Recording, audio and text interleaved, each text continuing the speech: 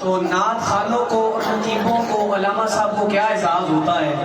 مہر بھائی قبلہ یہ آپ کی نظر ہے، جو ہمیں ثنا خانوں کو اعزاز ہوتا ہے وہ شعر آ گیا ہے. کون سا شعر ہے آپ کی خدمت میں پیش کر رہا ہوں توجہ کے ساتھ. عادتیں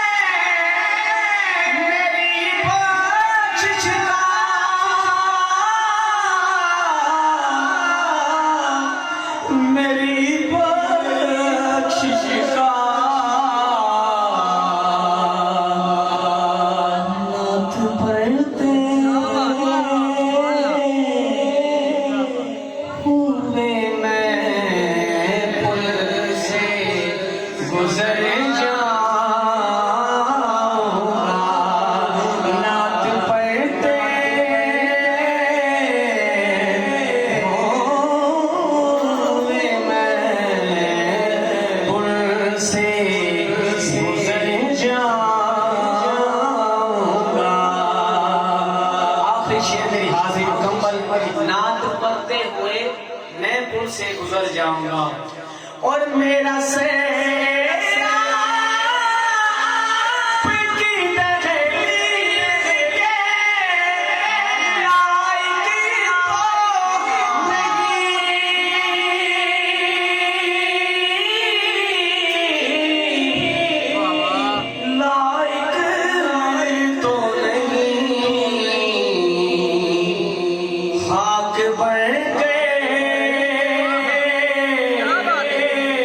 تیرے